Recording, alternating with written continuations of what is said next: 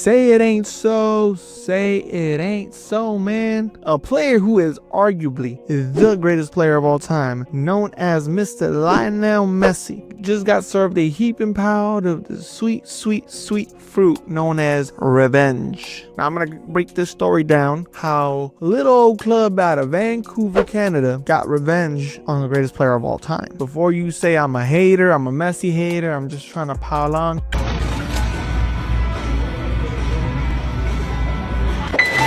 Keep in mind, I'm a Messi fan. I think he's the greatest player of all time, in my opinion, and I was born and raised in Miami, so it's like I have double the reason to love Messi. But here's the thing, man, you gotta keep people accountable, because Messi, in my opinion, was a little bit too much on his high horse. He suffered the consequences, in my opinion. So what ended up happening between Messi, Inter Miami, and the Vancouver Whitecaps? Let's go ahead and break it down. So in 2023 was when Messi joined Inter Miami and the MLS, and then going all the way forward to 2024, they were scheduled to play the Whitecaps. So every time Inter Miami went to play a team that year, that team would break records in terms of like sales and seats sold all over the world. And it makes sense. It's a freaking Messi. Of course, a country that hasn't seen star power on that level in so many freaking years, of course they're gonna be running to the stands and paying whatever absurd fee they're gonna get charged, because hey, we're gonna watch arguably the greatest player of all time, arguably the most famous human being in the world currently. And that was the case when Inter Miami played their first ever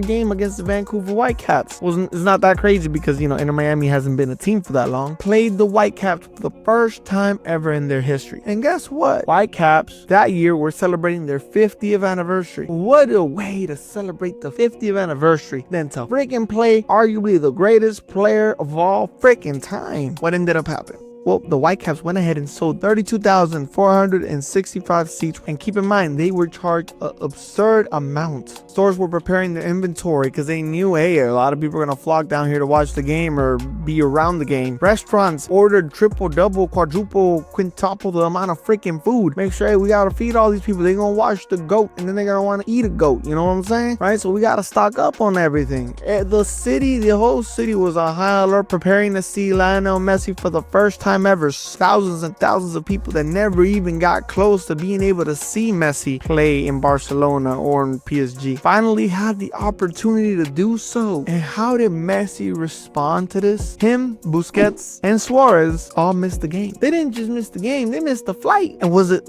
an injury? Did they get injured? Messi's really old, Suarez is really old, Busquets is very old. Like, they're all old people, dude. So it's like, maybe, man, they just got injured. No, they weren't injured. They just didn't want to make the flight to Canada. It's far and it's cold. No, I don't want to go. No, I don't want to go.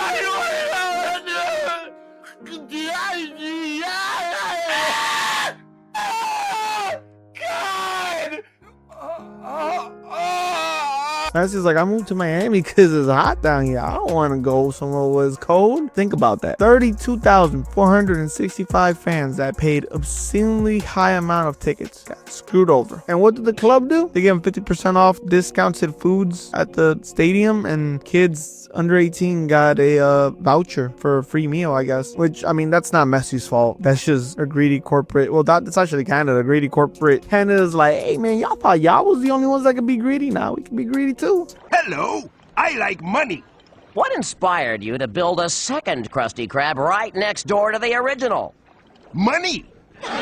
So many people let down, and Messi just didn't feel like it. And I get it in a certain way. Like, let's be honest with ourselves. MLS is seen as beneath the level of somebody like Messi, who's competed in European football, who's competed against some of the greatest teams ever assembled in history. I understand that the MLS could be seen as beneath him, and he can choose to just miss games all willy-nilly because he just feels like it. Honestly, I got more respect for Neymar, who makes up an injury every time his sister has has her birthday. I appreciate that more because at least, hey, technically on paper, I have an injury. Messi's literally they just said nah. And in my opinion, it's like, well, dude, you got paid to come into this league and help legitify it. And if you treat it like if it's beneath you, then I have to look at you and be like, well, is it really legit if that's how you treat it? Were you like that with Barcelona when it came to playing La Liga games? You wouldn't take off a La Liga game, would you? Exactly. It just, I don't want to go super far. Oh, no. You'd play it out. And America has a weird way of handling the MLS. And if you weren't aware, teams play a full season, and then after the season, then it's a playoff system like American football or the NBA. But the problem is that just soccer works differently. It runs differently. And the way soccer leagues work in Europe, every game matters because, well, every game counts towards your total of either winning your league or losing your league and getting relegated. You're always continuously playing, and every single game matters. And that's the thing about the MLS, and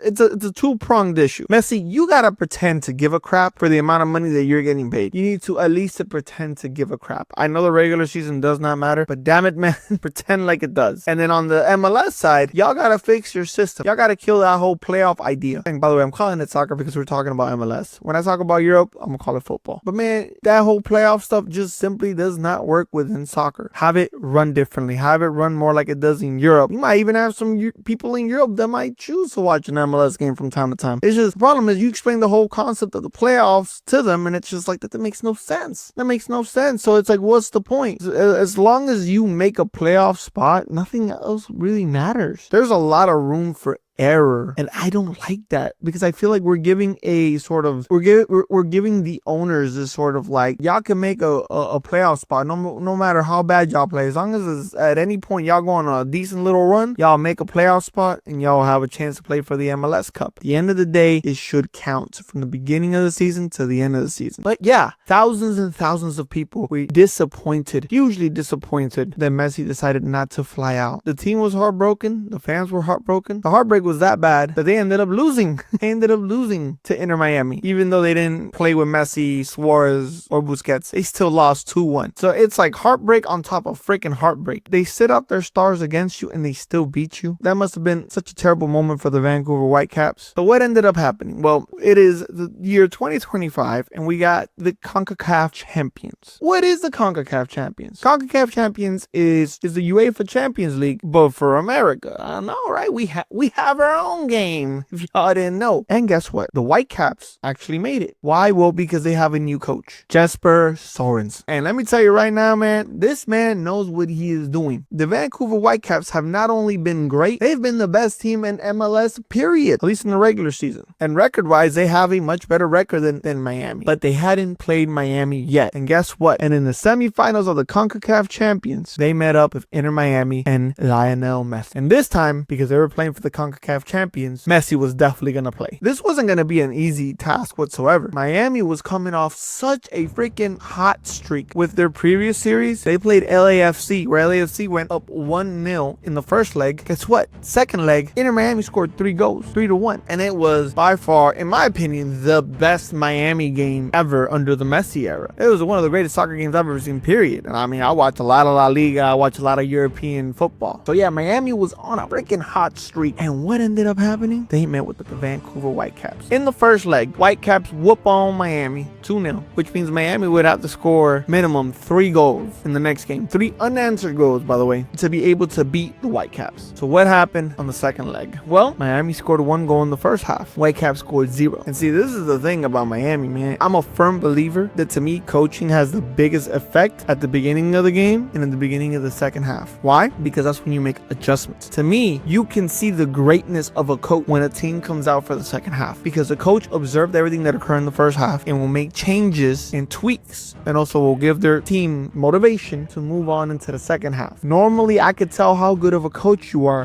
when the team looks a lot better in the second half than they did in the first half. So what happened in the second half of that game? Miami's up 1-0. Vancouver goes on to score 3 goals unanswered. beat Miami 3-1, and on aggregate beat them 5-1 on both legs. Completely dominated Inter Miami. In my opinion, it ruined their season. They don't have a CONCACAF champions, and guess what? Miami's not even the best team in their own conference, and the Whitecaps are in the other conference, or in the Western Conference. In the Eastern Conference, they're not even the favorites. There's like 4 or 5 teams that have a better record, and in my opinion, 3 of those teams I can say definitively are better. Are 3 of those teams are actually like definitely better, much better than Inter Miami. Already year 2 of this whole Messi experiment, and things are kind of going bad. And I don't feel like it's all on Messi. I don't think Javier's a good coach. I don't think Javier is gonna lead them to victory. I don't think they're gonna win the MLS Cup this year. All those fans were thinking that's what you get. That's what you deserve. That's why you don't treat us like that. And that's why I say this: no matter who you are, no matter if you're some player in the 3rd division league, some random part of the world, or you're freaking Lionel Messi, but no matter how amazing you are, you can always get humbled. Hope you enjoyed this. If you do, leave a like, leave a sub. Hope y'all having a wonderful day. Peace.